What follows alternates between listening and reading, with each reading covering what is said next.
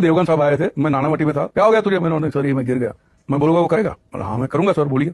सुबह उठ के फर्स्ट यूरिन पीना अपना, कोई तकलीफ नहीं रहेगी, कभी कुछ नहीं होगा। फर्स्ट यूरिन पीना, जो खाता है नॉर्मल खाना, लेकिन फर्स्ट यूरिन सुबह उठ के पीना। लेकिन मैंने ये सोचा था कि अगर मुझे यूरिन पीना ही है तो मैं तो उड़ेल नहीं दूंगा, SIP it like a beer, क्योंकि अगर करना है तो पूरे तरीके से करना है। मैं आपको बताऊं, 15 दिन मैंने किया। 15 दिन के बाद जब एक्सरे निकाला गया, डॉक्टर दंग रह गए, बोलते सीमेंटिंग कैसे हुआ? He could see the white line forming. अस्सलामु अलैकुम वरहमतुल्लाहि वबरकातुहू। एक सवाल आया है कि सर ये हिंदुस्तान में, इंडिया से आया है कि यहाँ के लोग जो गांव मूत्र पीते हैं, वो तो खैर सुनने में आया है और उसकी बड़ी हमने निशानदही भी की है और उस पर हमने पहले बात भी की है। ऑफ कोर्स मुसलमान होने की हैसियत से एक ऐसी चीज़ है जो जिससे घिन आती है कि कोई शख्स ऐसी गलीज़ गंदी चीज़ कैसे पी सकता है। लेकिन हिंदुस्तान के एक एक्टर हैं परेश रावल, उन्होंने अपने एक इंटरव्यू में कहा कि मैं बड़ा सख्त बीमार था और मुझे किसी ने कहा कि तुम अपना पेशाब सुबह पी लिया करो, जो सुबह का पहला पेशाब होता है, और रात में दारू नहीं पीनी, सिगरेट नहीं पीनी, बस जो रेगुलर खाना खाते हो वो खाओ और जो पेशाब आए उसे पी लो सुबह, अपना पहला पेशाब। यानी और वो कह रहे हैं मैं ठीक हो गया। अस्तगफिरुल्लाह अल अज़ीम। यानी इतनी गलीज़ और गंदगी भरी चीज़ों का इस्तेमाल, इन्ना लिल्लाहि व इन्ना इलैहि राजिऊन। अच्छा, चक्कर ये है कि हमारे यहाँ इंडिया में बाज़ लोग इन एक्टर्स को एक्टर से बहुत ज़्यादा समझते हैं ये कोई बहुत बड़े दानिश्वर हैं, कोई बड़े वाइज किस्म के लोग हैं। इनकी एक्टिंग से इतने मरूब हो जाते हैं, जो डायलॉग इन्हें लिख के दिए जाते हैं वो कोई लिखने वाला देता है, ये उसकी सिर्फ डिलीवरी कर रहे होते हैं, नॉट नेसेसरली ये इतने बुद्धि रखते हैं, इतने जो है इतनी विजडम रखते हैं, इतनी हिकमत रखते हैं ना। ये डॉक्टर्स हैं, इनमें से बहुत सारे लोग बहुत ज़्यादा पढ़े लिखे भी नहीं हैं, तो इनको ना मेडिकल साइंस के बारे में कुछ पता है, बस किसी ने कुछ कह दिया तो उस पर अमल कर लिया, बस एक ही मकसद है कि किसी ना किसी तरह उल्लू सीधा हो जाए। अब मैं आपको दो चीज़ें बताता हूँ। पहले बताता हूँ कि इंसान के जिस्म से निकलने वाला जो पेशाब होता है उसके अंदर बाज़ ऐसी ग़िलाज़त वाली चीज़ें होती हैं और वो इंसान की अपनी सेहत के लिए कितनी ख़राब होती हैं। और ये जो गाव मूत्र की बात करते हैं, ये तो इंसान के पेशाब से भी ज़्यादा जहरीला होता है। और मेडिकल साइंस अपनी तमाम तर रिसर्च के बाद भी इस नतीजे पर पहुंची है कि ये अपनी बनाई हुई बातें हैं, इनका रियलिटी से कोई ताल्लुक़ नहीं है कि एक इंसान अपने जिस्म में से निकलने वाली गलाज़त पी के ठीक हो जाए। देखें, इंसान के जिस्म में से वही चीज़ें बाहर आती हैं जिनकी इंसान के जिस्म को ज़रूरत नहीं होती, यानी कि फुजला, यानी कि वो जो टॉक्सिक चीज़ें होती हैं जो इंसान के जिस्म में जिनकी ज़रूरत नहीं होती और गलाज़त होती है, उसे इंसान का जिस्म बाहर की तरफ धकेल लेता है।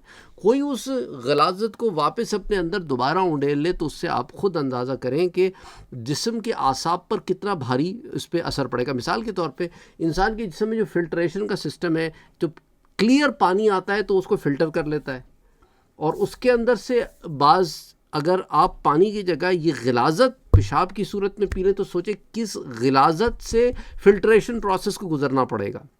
ऐसी है जैसे आप अगर साफ़ पानी के सामने एक छन्नी रखें तो वो साफ़ रहेगी, लेकिन अगर गंदा पानी उसमें से गुजारना शुरू करते हैं तो वो छन्नी जो है वो गंदी हो जाएगी।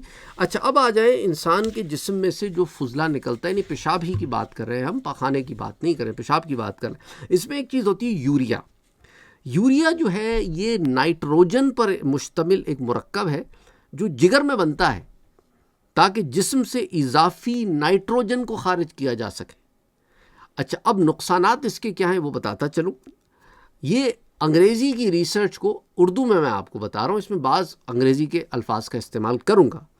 अच्छा, अगर यूरिया बार बार जिस्म में दाखिल होना, ये जो यूरिया जो जिस्म से पेशाब में खारिज हो जाता है, पेशाब के अंदर यूरिया भी मौजूद होता है, तो इससे जिस्म पर एक जहरीला असर पड़ता है।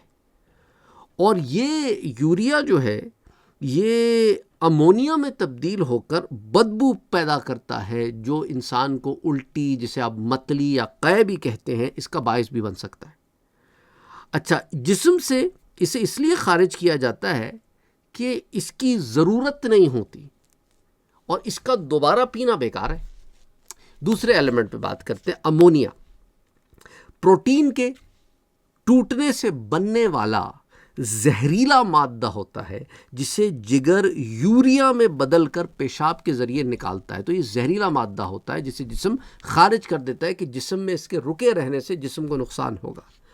अब یہ آپ واپس اندر انٹیک کر رہے ہیں تو اعصابی نظام کے لیے خطرناک عمل ہو سکتا ہے. تو تھوڑی مقدار بھی دماغ کو اس کی متاثر کر سکتی ہے، خاص طور پر جگر کے مریضوں کے لیے تو یہ بہت ہی خطرناک ہے. اور امونیا تیزابیت بھی رکھتا ہے، ایسیڈک بھی ہوتا ہے نیچر میں، اور یہ اندرونی معاملات جو ہے نا ان کو بہت جلانے کی حد تک جو ہے تکلیف پہنچا سکتا ہے، اور اس کی بھی شدید بدبو ہوتی ہے آف کورس. اچھا، اب آ جائیں کریٹینین کی طرف. یہ پٹھوں کے عام ٹوٹ پھوٹ سے پیدا ہونے والا فضلہ ہوتا ہے، گندگی ہوتی ہے، اگین غلاظت ہوتی ہے، اور یہ پیشاب میں اس لیے خارج ہوتا ہے کہ گردے اسے صاف کرتے ہیں. دوبارہ اسے لینا یہ گردوں پر اضافی دباؤ کا سبب ڈالتا ہے، اور جسم میں دوبارہ لے کر اس سے کوئی میڈیکل، کوئی طبی فائدہ حاصل نہیں ہوتا، اور اس کی موجودگی بتاتی ہے کہ جسم نے اسے بیکار سمجھ کے باہر پھینک دیا ہے. چوتھے ایلیمنٹ کی طرف آتے ہیں جسے آپ عام طور پہ جسم سے خارج ہونے والی سالٹس کہتے ہیں یا نمکیات کہتے ہیں، جس میں سوڈیم، پوٹیشیم وغیرہ.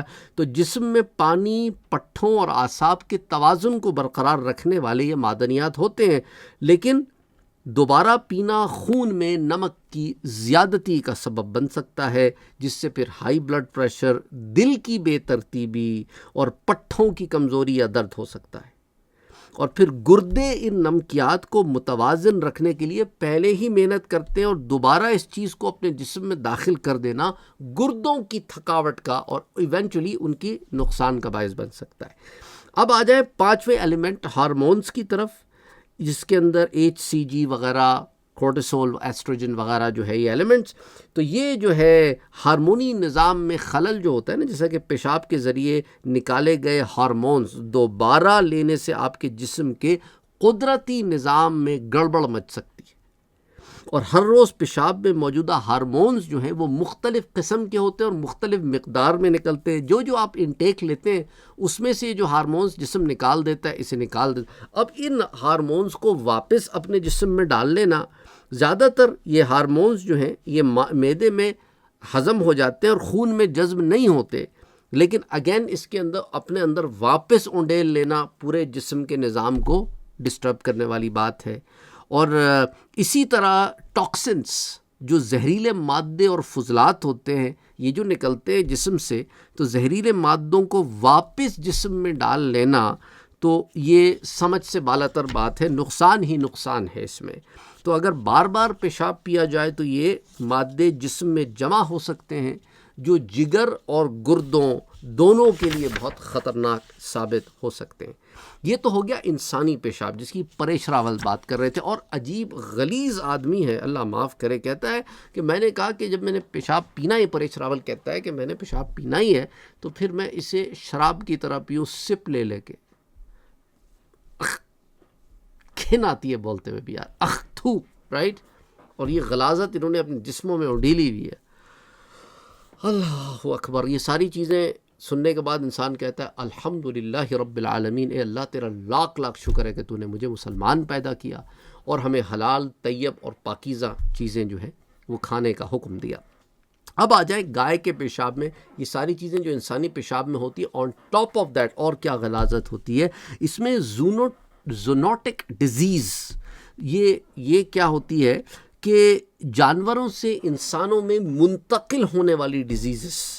تو ایک بیکٹیریا جو پیشاب کے ذریعے خارج ہوتا ہے، لیپٹوسپیرا، یہ بیماری کا سبب بن سکتا ہے انسانی جسم میں داخل ہو کر، جس میں بخار، جگر کا نقصان، گردوں کی خرابی شامل ہے.